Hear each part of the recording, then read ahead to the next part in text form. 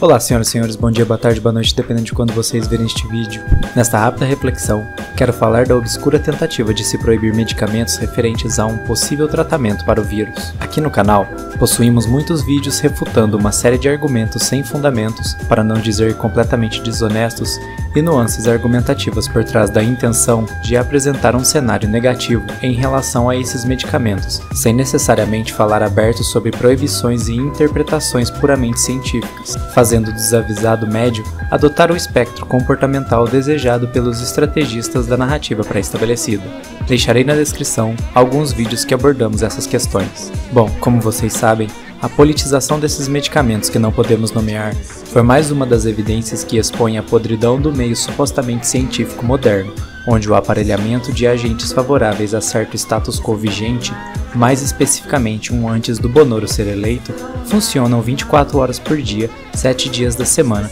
com a finalidade de pressionar como verdades absolutas comprovadas e bem dosadas por grupo controle, randomizado, com meta-análise abençoada pelo Papa e borrifada com água benta com extrato de prata para espantar vampiro, mas que aos olhos de pessoas honestas e minimamente atentas, todo esse esforço para a criação de tal cortina de fumaça se dissipa rapidamente. Como vocês sabem, ultimamente os pandeminions zumbificados perceberam que existem pessoas bem capacitadas para chamar a atenção aos limites da ciência e apontar que o processo de discussão científico precisa de um intervalo de temporalidade e reprodutibilidade adequados para se bater o martelo a respeito de certa questão, além de que essas mesmas pessoas capacitadas sistematicamente vêm ganhando debates e apontando grandes incoerências e atitudes questionáveis até mesmo de certas instituições de ciência. Deixarei na descrição um vídeo que mostra um exemplo bastante vergonhoso disso. Portanto, podemos perceber uma verdadeira rápida metamorfose ambulante em como essas pessoas e seus chefes de narrativas abordam certas questões.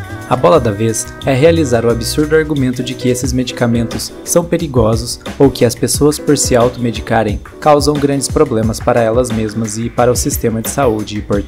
e, portanto, isso seria a justificativa adequada para a proibição desses medicamentos. Entretanto, o pandeminion médio não tem a capacidade ou a vontade de perceber a grande incoerência que tal colocação carrega, em que se o suposto perigo por causa dessa automedicação ou a suposta possibilidade de causar impactos no sistema de saúde, algo que ainda não foi muito bem demonstrado e catalogado, em que, segundo o registro da própria OMS, estão abaixo de problemas causados pelos inoculantes para o vírus atual, enfim, os mesmos não percebem que se o ato de se existir um perigo em relação a esses medicamentos for suficiente para acarretar a proibição, então perigos muito bem estabelecidos de certas drogas recreativas e procedimentos em fetos para livrar pessoas ruins da responsabilidade de seus atos deveriam ser prontamente proibidos. Todavia, esse não é o ponto principal do vídeo, e sim apenas mais uma incoerência que me veio à mente nesse momento. O grande ponto que quero abordar são as consequências da proibição propriamente dita, em que os pandeminions estabelecem como a solução para o suposto perigo da automedicação.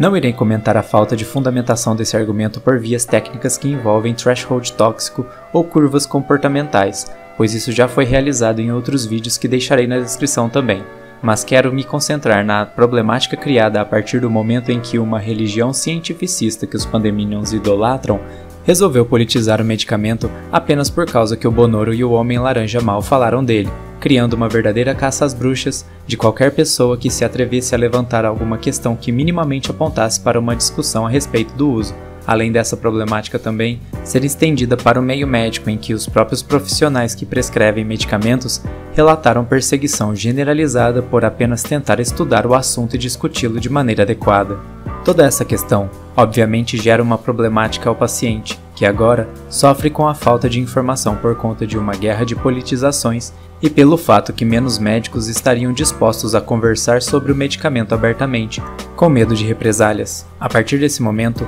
a politização e a proibição de algo sem a devida discussão correta sobre gera uma necessidade do paciente de buscar informações sobre esses produtos e o incentivo para o repasse de informações por meios mais complicados de serem avaliados e auditados em informação, principalmente em um momento caótico como esse. Portanto, podemos perceber com certa qualidade que essa situação criada pelos acólitos da narrativa pré-estabelecida incentiva os pacientes a procurarem informações sobre medicamentos por vias menos seguras, justamente por conta de que a conexão que antes existia com profissionais de saúde em geral, que poderiam repassar boas recomendações ou contraindicações, foi cortada ou massivamente inibida, gerando um grande problema que talvez muitos pacientes estejam obtendo informações inadequadas a respeito do uso, aumentando assim o risco de uso inadequado. Esse é mais um exemplo da problemática de se tentar alterar certa variável ou grupo de variáveis no sistema dinâmico como se estivessem imersas em sistemas bem controlados